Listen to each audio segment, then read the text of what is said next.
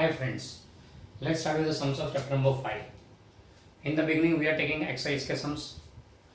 The first 4 sums of exercise are theoretical, theory based. You can look to their answer in the textbook, or I have also given some explanations in the notes also. You can go through that also. Let's start with sum number 5.5. In sum number 5.5 you are said that a retarding force of minus of 50 Newton. Retarding force है तो negative कर दिया. Retarding force हो तो negative लिखने का. Acting on a body of mass 20 kg, moving with the speed of 15 metre पर second. बराबर, इतनी स्पीड से मूव कर रहा है, इतनी मास वाला बॉडी, इतना फोर्स लगा है उसके ऊपर, तो कितनी देर में स्टॉप होगा? How long will it take for the body to stop? बराबर है. अब यहाँ पे हमें चाहिए टाइम, तो पहले तो फोर्स अपॉन मास से एक्सेलरेशन मिल जाएगा. Acceleration is force upon mass, that is minus 50 upon 20 and that is negative 2.5 metre पर सेकेंड स्क्वायर. ये एक्सेलरेशन आ गया. फिर एक्सेलरेशन की बेस पर से एक्सेलरेशन का डेफिनेशन होता है changing velocity upon time taken. So time taken will be v minus v0 upon a. Okay, that will be 0 minus 15 upon negative 2.5 and this will come out to be 6 second. इतना time लगा. This much time will be taken by the body to stop due to this retarding force. Second sum में दिया है क्या? Body of mass 5.6 में दिया हुआ है, body of mass 3 kg suffers a change in speed of 2 meter per second to 3.5 meter per second in 25 seconds. How much is the force acting on the body? हमें force find करना है. तो force के लिए पहले तो हम acceleration मिल जाएगा इन तीनों पर से. a equal to change in velocity upon time taken 3.5 minus 2 upon 25 यानी कि 1.5 अपॉन 25 दिस मच मीटर पर सेकेंड स्क्वायर. ये एक्सेलरेशन आ गया. फिर force will be equal to mass into acceleration, इतना न्यूटन. बराबर है. फिर यहाँ पे पूछा फोर्स का मैग्नीट्यूड एंड डायरेक्शन दोनों ढूंढो. अब डायरेक्शन ढूंढना है. डायरेक्शन के बारे में क्या बोला कि दोनों स्पीड वेलोसिटी सेम डायरेक्शन में है. जिस डायरेक्शन में था उसी डायरेक्शन में वेलोसिटी बढ़ती है. There is no change in direction. तो वेलोसिटी का चेंज भी सेम डायरेक्शन में आएगा, same as the direction of velocity. Change का जो डायरेक्शन वही एक्सेलरेशन का डायरेक्शन, एक्सेलरेशन का जो डायरेक्शन वही फोर्स का डायरेक्शन. यानी जो ओरिजिनल स्पीड है उसी डायरेक्शन में बढ़ रही थी स्पीड, तो उसी डायरेक्शन में एक्सेलरेशन है, उसी डायरेक्शन में फोर्स आएगा. तो force will be along the direction of motion because it has speed has remain unchanged. The direction of the speed has remain unchanged. तो फोर्स का डायरेक्शन भी वही रहेगा. So direction of force will be same as that of the motion. Okay. फिर next sum में दिया a vehicle moving with the speed of 30 kilometer per hour. The driver of the vehicle sees a child standing on the road and suddenly applies the brakes and exactly 4 second बाद उस बच्चे के पास में जाके गाड़ी रुक गई just in time to save the accident. Okay, तो हमें फाइंड करना है कितना रिटार्डिंग फोर्स लगा होगा ना. उसके लिए पहले एक्सेलरेशन ढूंढ लेते हैं गिवन डेटा पर से. तो a equal to v minus v0 upon t that is 0 minus 10 upon 4. तो दैट इज नेगेटिव 2.5 मीटर पर सेकेंड स्क्वायर का रिटार्डेशन क्रिएट हुआ ड्यू टू ब्रेक. अब रिटार्डिंग फोर्स कितना था? F में बराबर है. मास तो व्हीकल का और ड्राइवर दोनों का मास टोटल होगा, that is 465 into negative 2.5 and that is negative. आ जाएगा आंसर नेगेटिव में. है इतना न्यूटन. नेगेटिव साइन इंडिकेट करता है फोर्स नेगेटिव है, मतलब क्या वही रिटार्डेशन रिटार्डिंग फोर्स. तो negative sign indicates retarding force. Negative sign indicates retarding force. Okay, ये हो गया 5.8. Go through this all three. Next will move on to 5.7 जो यहाँ पे छोड़ा है वो, एंड 5.9.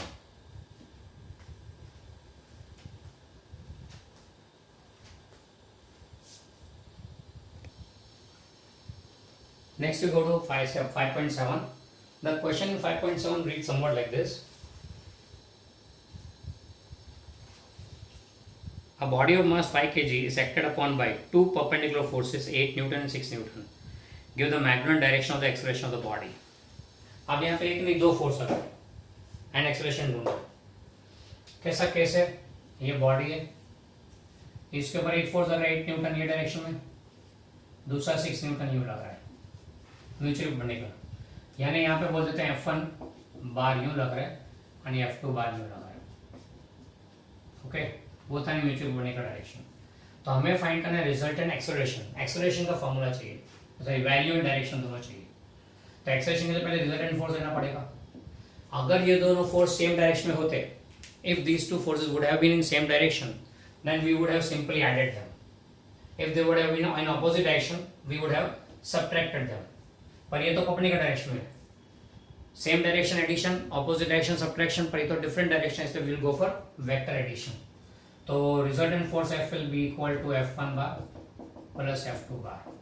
अब F1 बार क्या होगा, 8,0, assuming this to be origin, x axis, y axis, plus F2 bar will be 0,6. F1 bar will be along x axis इसलिए 8,0 Newton, F2 bar will be along y axis इसलिए 0,6 Newton. Resultant क्या होगा, 8,6 Newton. तो resultant force आ गया। अब acceleration ढूंढ लेते हैं। Acceleration will be force upon mass, that is 8,6 upon mass कितना है, 5 दिया हुआ है, तो 8/5, 6/5, 8/5 is 1.6 and 8/6 is 1.2 न्यूटन। अब एक्सेलरेशन का एक्सेलरेशन सॉरी आ गया न्यूटन मीटर पर second square. Now what you got is acceleration vector form 1.6 and 1.2 metre पर सेकेंड स्क्वायर। तो इसका मैग्नीट्यूड क्या होगा, तो मैग्नीट्यूड के लिए क्या करते हैं, रूट ऑफ, अब वेक्टर्स हो गए simply 1.6 square plus 1.2 square, this much metre per second square, इसका मैग्नीट्यूड आ गया। इसका डायरेक्शन, तो डायरेक्शन के लिए tan theta is y coordinate upon x coordinate, that is 1.2 upon 1.6, 3/4 यानी अप्रॉक्सीमेटली 0.75 हो गया। तो theta will be equal to tan inverse of 0.7500, angle ढूंढ लेने का। तो this will be then, so resultant acceleration will be in the direction at this much angle with F1 bar. Okay, so acceleration will be in direction at this much angle with F1 bar with 8 Newton. याद है तो 36 degree 52 minutes. Therefore, acceleration is along a direction making angle 36 degree 52 minutes with 8 Newton force. In 8 Newton force से ये direction आएगा resultant force बोलो, resultant acceleration बोलो, दोनों same direction आएंगे। ओके, ये हो गया 5.7। Go through that.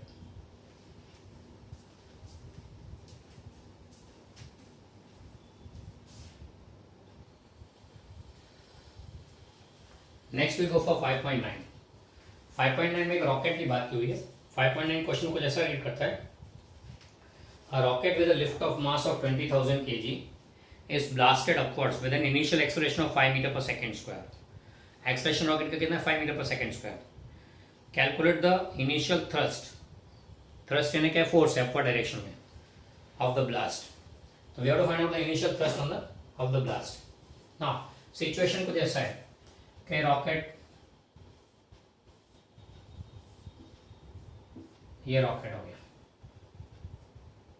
इसके ऊपर लगने वाले फोर्स में एक तो वेट फोर्स डाउनवर्ड डायरेक्शन उसका, by virtue of mass there will be a weight force in downward direction, let's say mg, and दूसरा फोर्स लगेगा कौन सा, अपवर्ड डायरेक्शन में जो थ्रस्ट मिलेगा वो F थ्रस्ट। बराबर है, हमें फाइंड करना है कि कितना ये थ्रस्ट फोर्स होगा, वो फाइंड करना है। तो उसके लिए forces, sorry, total force acting on the rocket, total force acting on rocket, तो FR, क्या रिजल्टेंट फोर्स बोलते हैं, ज़्यादा अच्छा रहेगा, resultant force FR will be equal to, mg भी लग रहा है, थ्रस्ट भी लग रहा है, रॉकेट मूवमेंट अपर डायरेक्शन में कर रहा है, इस F thrust will be bigger, so minus mg। Okay, क्या दिया यहाँ पे, F थ्रस्ट, देखो रॉकेट ऊपर मोशन कर रहा है, इसलिए upward force is more than mg, तो रिजल्टेंट फोर्स का है thrust minus mg। But we know that, but resultant force Fr is given as m into a, बराबर है, दोनों रिजल्टेंट फोर्स के फॉर्मूले, तो इक्वेटिंग 1 and 2, इसको इक्वेशन 1 बोलते हैं, इसको इक्वेशन 2 बोल देते हैं. तो equating 1 and 2, ma will be equal to F thrust minus mg. So therefore F thrust will be equal to ma plus mg, यानी कि m common a plus g. बोले तो m यानी 20,000 इंटू a 5 प्लस g 10, तो 15 हो गया. 15 to 30, तो 30 का 3, एक मिनट यहाँ से, 4 मिनट यहाँ से, 3 इंटू 10⁵ न्यूटन.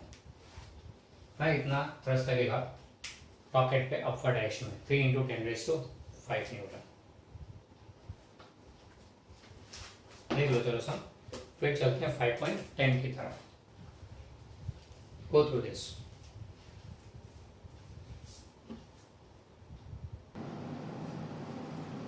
So next चलते हैं 5.10 की तरफ. Now in question for 5.10 it is given that a body of mass 0.4 kg moving initially with a constant speed of 10 meter per second to the north is subjected to a constant force of 8 Newton directed towards the south for 30 seconds. Body का मास है 0.4 kg, उसकी speed दी हुई है 10 metre पर second north direction में. Okay.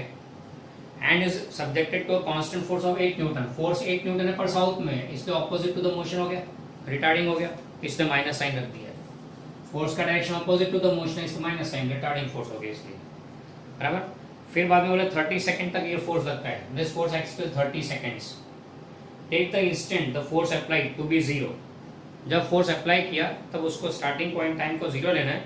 The position of body at that time to be taken as x equal to 0, यानी initial position भी zero लेना है, इनिशियल टाइम भी जीरो, इनिशियल पोजीशन भी जीरो.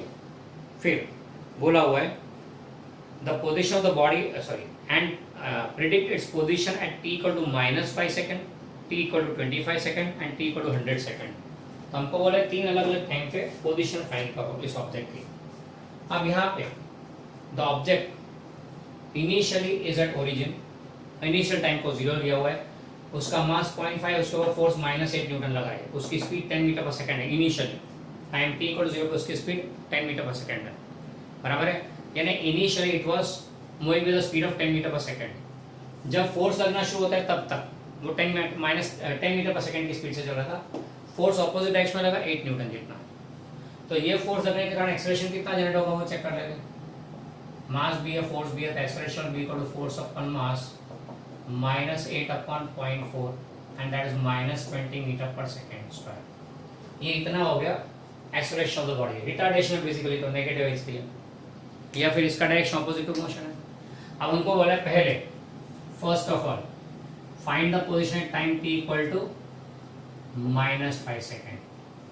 अब ये क्या हो गया, 0 से पहले, टाइम t इक्वल 0 से पहले तो कांस्टेंट स्पीड से मूव कर रहा था, तो पोजीशन क्या आएगा, x will be equal to v into t, that is v कितना है 10 into टाइम -5, तो -15 मीटर पोजीशन हो गया at time t equal to -5 second पे.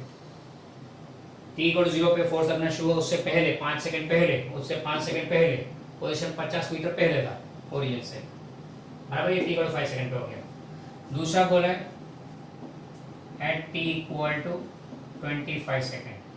फोर्स कब तक लगेगा, 30 सेकंड तक. तो 25 सेकंड यानी क्या हो गया, 0 से लेकर 25 सेकंड के बीच में फोर्स लग रहा है 8 न्यूटन जितना कांस्टेंट है, यानी इतना एक्सेलरेशन जनरेट हो रहा है. तो पोजीशन का फॉर्मूला क्या आएगा, x equal to x0 initial position. वो तो 0 इसलिए नहीं भी लिखो तो भी चलेगा, सीधा VOT plus half AT square. Position का फॉर्मूला आ जाएगा, VO कितना है 10 into time 25 plus half into -20 into 25 का स्क्वायर.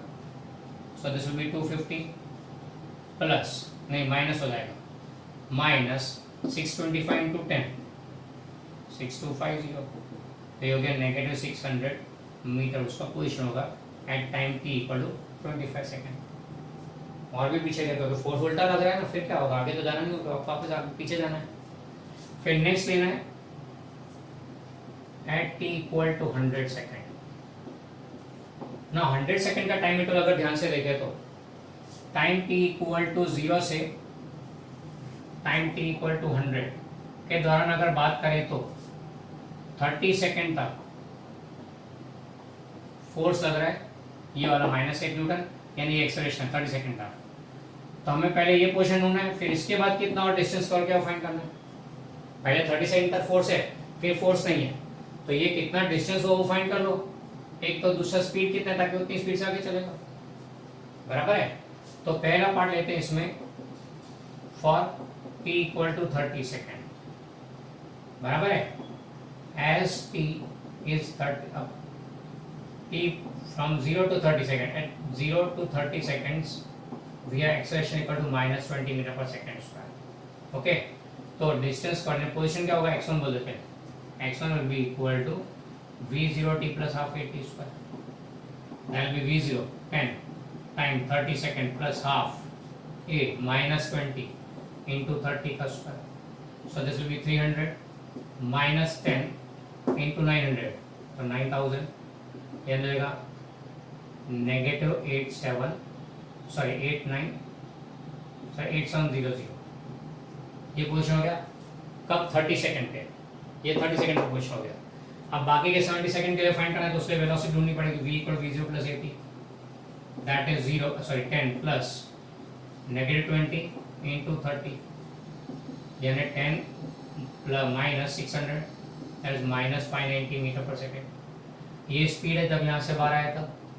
तो फिर for t equal to 30 second 200 second, यानी कि इंटरवल ऑफ 70 सेकेंड होगा, इंटरवल ऑफ 70 सेकेंड होगा। डिस्टेंस का पोजीशन विल बी x2 बोल देते हैं, x2 will be equal to v into t and that is -590 into 70, जो भी आया नेगेटिव आएगा, ये नेगेटिव समथिंग मीटर। तो फाइनल पोजीशन क्या होगा, x1 प्लस x2, x1 यहाँ तक का, x2 ये वाला।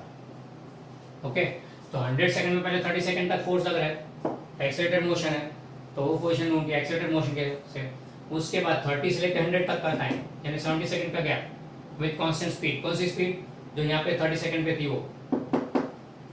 ओके, एंड ये आ जाएगा दिस मच मीटर। ये भी ऑब्वियस है पोजीशन नेगेटिव ही होगा, क्योंकि दोनों नेगेटिव है, ये भी नेगेटिव, ये भी नेगेटिव, टोटल मारोगे तो नेगेटिव आना है। ओके, -870 बदल दिया, एंड यहाँ जो है वो दोनों को टोटल मार दो, दिस मच मीटर। ये हो गया सम नंबर 5.10। इसको पेपर सेटर वेरी कर सकता है, टाइमिंग बदल दे, 30 सेकंड 20 सेकंड रखे, फोर्स का 4 न्यूटन है सर, वैल्यूज चेंज हो सकते हैं, बाकी concept this will remain the same. यहाँ पे ध्यान से गिनने का है, जो टाइम दिया उसके हिसाब से गिनने का। ओके, गो थ्रू दिस सम, कोई तकलीफ हो तो मैसेज कर।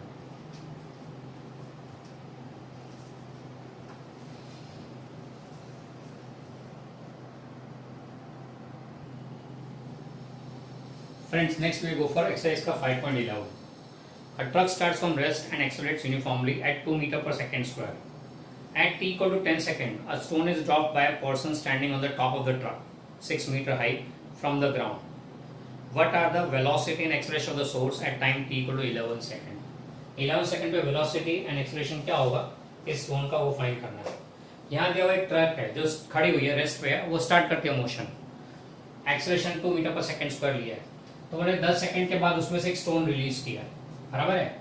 अब 10 सेकंड के बाद ट्रक की स्पीड कितनी होगी, that t equal to 10 second, जब स्टोन रिलीज किया तब की बात है। v equal to v0 plus 80, 0 plus 2 into 10, that is 20 metre पर सेकेंड स्क्वायर, यानी ट्रक की speed at that time is 20 metre पर सेकेंड स्क्वायर, जब स्टोन को रिलीज 20 मीटर पर सेकेंड, जब स्टोन को रिलीज किया तब। अब ये ट्रक में से यहाँ से स्टोन को रिलीज किया, तब स्पीड कितनी है, 20 मीटर पर सेकेंड, किस डायरेक्शन में, हॉरिजॉन्टल डायरेक्शन में। तो व्हेन स्टोन रिलीज्ड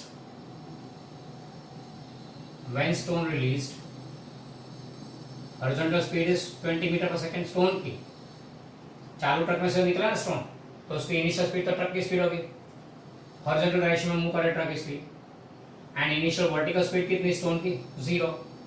ये व्हेन स्टोन रिलीज्ड, स्टोन की बात चल रही है, बराबर है। फिर बोला है t equal to 11 second, at 11 second what will be the speed of stone, तो स्टोन की स्पीड की बात करें तो 11 सेकेंड पे, तो 11 सेकेंड पे दोनों स्पीड देखने की हमको, हॉरिजॉन्टल वर्टिकल। हॉरिजॉन्टल देखो, अब जैसे स्टोन यहाँ से रिलीज हो गया, now acceleration be only in vertical direction, that is gravity acceleration 10 metre पर सेकेंड स्क्वायर। हॉरिजॉन्टल एक्सेलरेशन भी जीरो, क्योंकि हॉरिजॉन्टली तो कोई फोर्स लगता ही नहीं है। स्टोन रिलीज हो गया ट्रक से, तब ग्रेविटी के फ्री इन्फ्लुएंस में ग्रेविटी इन वर्टिकल डायरेक्शन, तो ग्रेविटेशनल फोर्स वर्टिकल डायरेक्शन में लगेगा, एक्सेलरेशन वर्टिकल ही रहेगा, no horizontal acceleration. So therefore at t equal 11 second vx will be equal to v0 x, same projectile motion होता है वैसे। ये हो गया 20 मीटर पर सेकेंड। एंड vy की बात करें तो vy will be equal to v0y plus ayt। v0y तो 0 है, plus ay 10 into T 1 second, 10/10 second पे छोड़ा है, एंड 11 सेकेंड पे बात करें तो 1 सेकेंड का इंटरवल हुआ, तो 10 मीटर पर सेकेंड। तो देयरफॉर वेलोसिटी क्या होगी, therefore velocity v bar will be equal to vx i का प्लस vy j का, दैट इज 20 i का प्लस 10 j का, यानी कि 20, 10 मीटर पर सेकेंड। ओके, ये वेलोसिटी होगी। इसका मैग्नीट्यूड कितना होगा इस वेलोसिटी का, तो v will be root of 20 का स्क्वायर प्लस 10 का square in root of 500, 10 root 5, जो भी है उतना गिन लो, इतना मीटर पर सेकेंड। ओके, ये मैग्नीट्यूड हो गया। वेलोसिटी का direction at that time,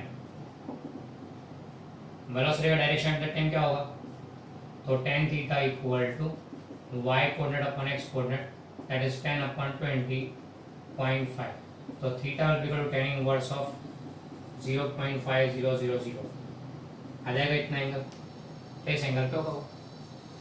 clear. Further दूसरा पूछा एक्सेलरेशन के बारे में, तो एक्सेलरेशन तो at t equal at 11 second acceleration कौन सा होगा, खाली जी, तो एक्सेलरेशन विल बी 10 मीटर पर सेकेंड स्क्वायर, कौन से डायरेक्शन में, इन डाउनवर्ड डायरेक्शन, वही है ना, बाद में तो ग्रेविटी है, वही आएगा 10 मीटर पर सेकेंड स्क्वायर इन डाउनवर्ड डायरेक्शन। ये हो गया सम नंबर 11, देख लो। चलो कोई तकलीफ हो तो बोलो।